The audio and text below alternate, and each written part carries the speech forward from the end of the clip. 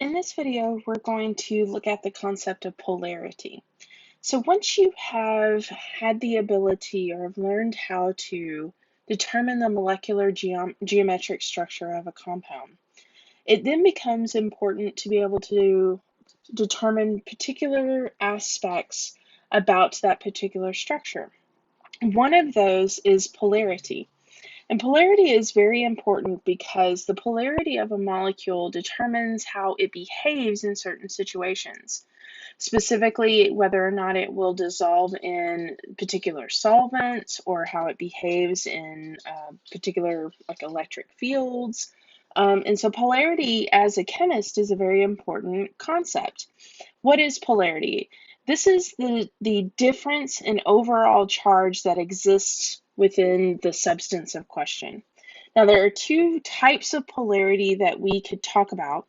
Bond polarity, essentially the polarity between two atoms along the axis of a bond, or molecule polarity. Both of them are very important, and both of them will be used overall to determine whether or not a substance is polar as a whole.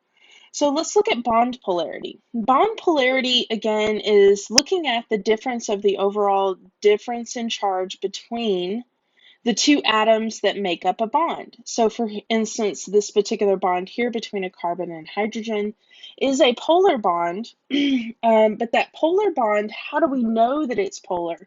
Well, we use this concept of electronegativity.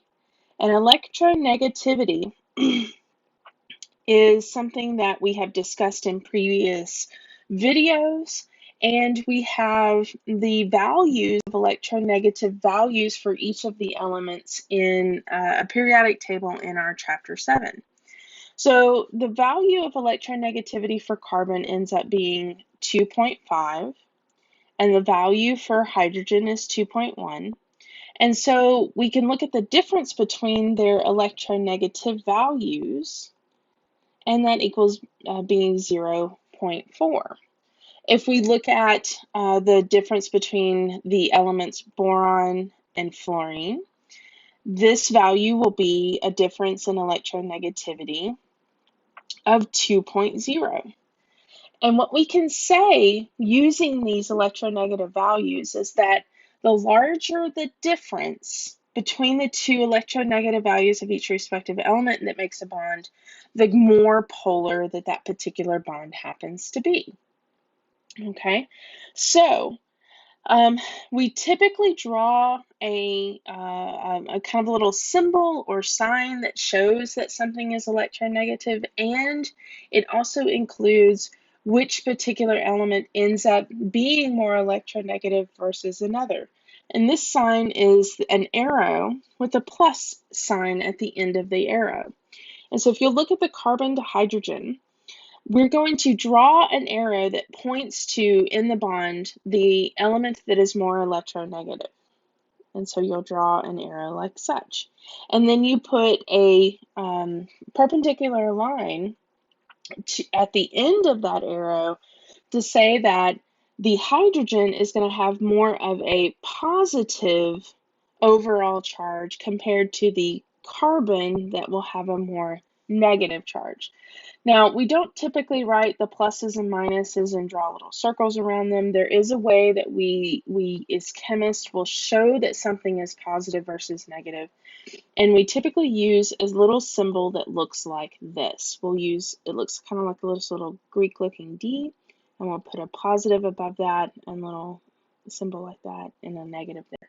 And so the way that we refer to these is we'll say that how we read it is partial negative, and the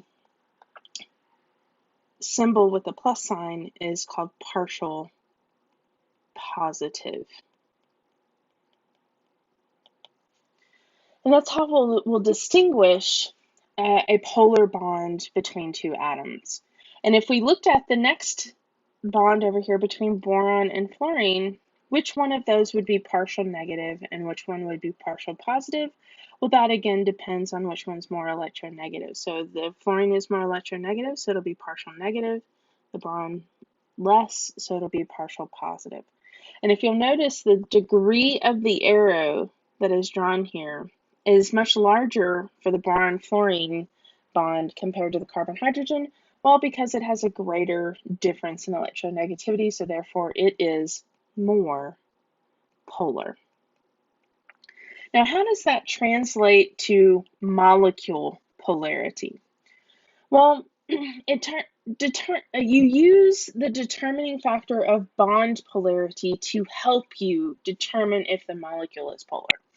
It is possible for you to have polar bonds within a molecule that ends up being not polar.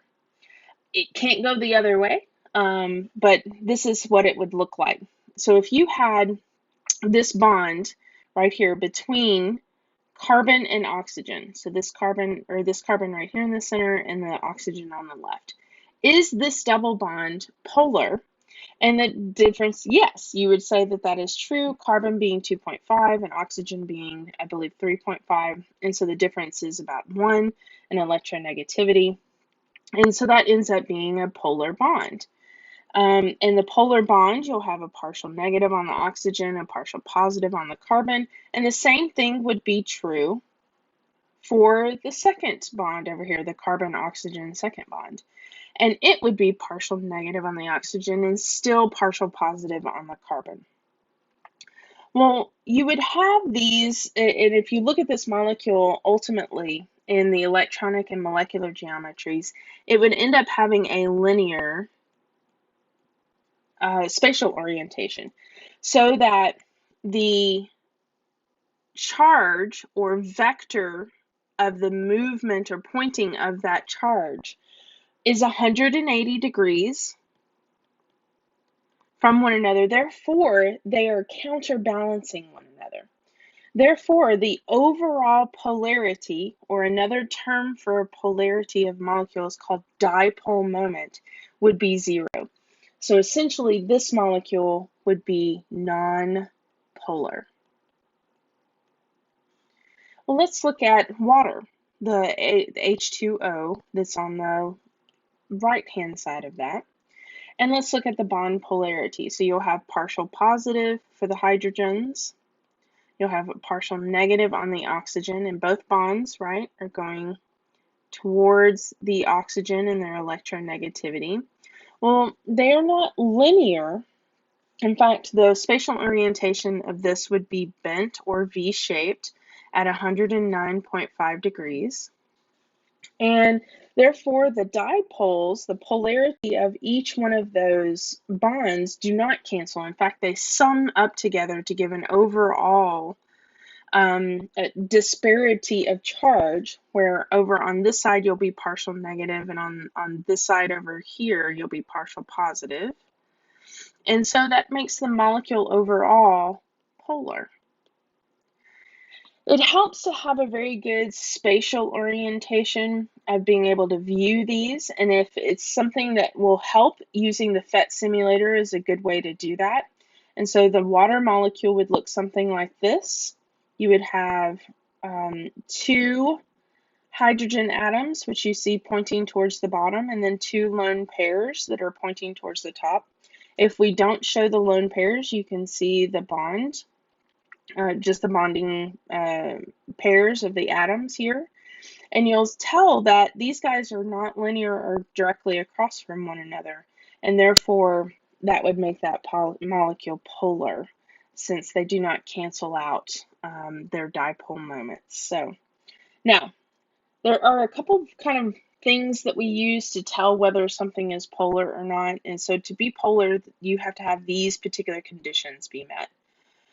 First off, you have to have at least one polar covalent bond. If you do not have any polar covalent bonds, the molecule will not be polar. The other thing is that the molecular structure is such that the sum of the bond dipole moments can't cancel out. So essentially what we were talking about is you can cancel here, but you can't cancel on this one. And so those are the 2 things that have to be met. A really interesting thing about molecules that end up being polar, that have a partial positive and partial negative overall in, is that once you place them into an electric field where, say, you have a positive electrode here and a negative electrode here, you can, once you turn that electric field off, you can make the molecules orient so that their opposites attract to the electric field. So if you'll see that the negative is over here, it attracts all the positives to the left side for all the molecules, and then the right side, it attracts all the negatives, as you can see. And so you can make molecules point orient in space using electric fields based on that change in polarity. Okay, so let's do a couple of examples, so see if we can determine whether something is polar or not. So let's use the molecule PCl3, and I went ahead and did the NASA table for you here, and so we can determine the fact that there are, let's see, 3 bonding pairs and 10 lone pairs within that structure, and as you can tell, that molecule is what I have drawn down here. You'll have 3 chlorines attached to a phosphorus. The phosphorus will have 1 lone pair, and each of the chlorines have 3 lone pairs, a total of 10.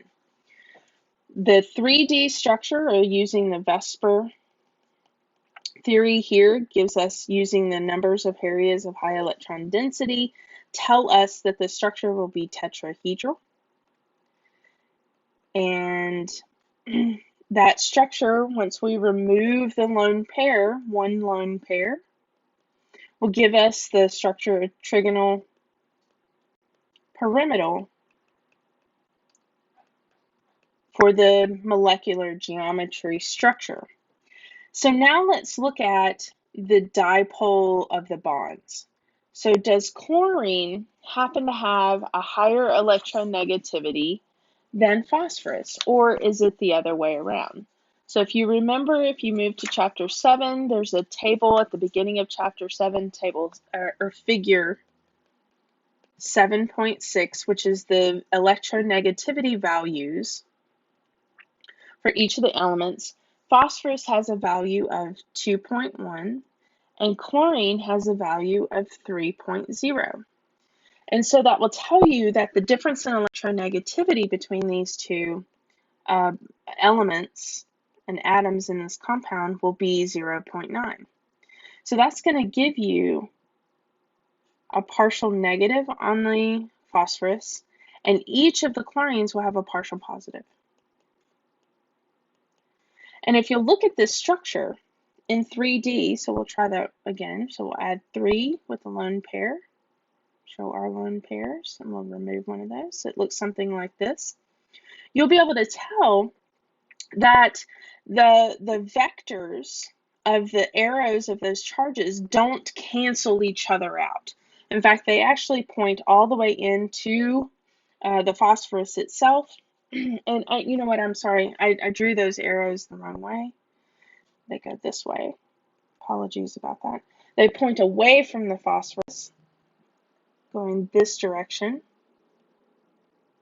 And they don't cancel each other out. So therefore, the overall charges, and let me write that appropriately. I put my partial positives and negatives in the wrong spot. These should all be negatives, and these should be positive. They give you an overall charge of this end. So if you could say end to end, this end over here has a partial negative, and this end has a partial positive for the molecule as a whole. So this would tell us that this molecule is polar. And so that's how you would use this. It's going to take some work and some time using maybe some 3D structures to make sure that your vectors of your charges don't cancel out, or if they do.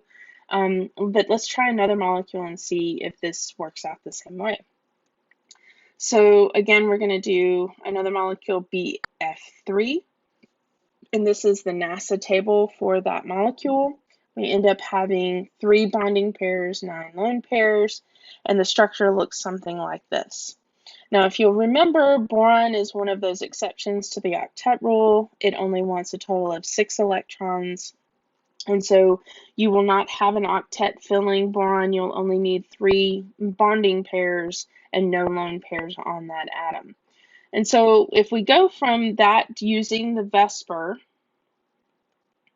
theory, and the number of areas of high electron density, which ends up being 3 around boron, we get a structure of our 3D electronic geometry end up being what we call trigonal planar.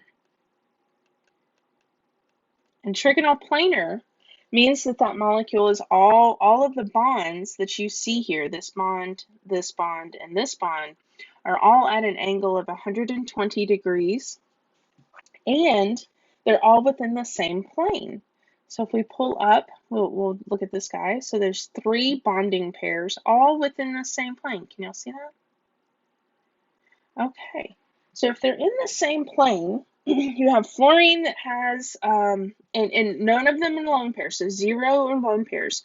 So that means the 3D molecular geometry and the electronic geometry will be the same. This will be trigonal planar as well. So when we're looking at the vectors between boron and fluorine, boron having a electronegativity of 2.0, fluorine of 4.0, the difference of electronegativity being 2, where you're having the fluorine, so if I can get this right this time, has a partial negative and the boron partial positive. Same thing over here, partial negative, partial negative. So the vectors are all pointing out towards the fluorines. However, they're all at the same strength, same difference in electronegativity, and they're all within the same plane, equidistant from one another, because the angle here between each one of the bond angles is 120 degrees. If that is true, then these do cancel each other out. Okay, so this molecule overall will be non-polar. Okay, so that brings us to the end of this particular video, and we will look at some more aspects of how covalent bonds form and their electronic and molecular geometries and the bonding pairs and lone pairs in future videos in Chapter 8. I'll see you then.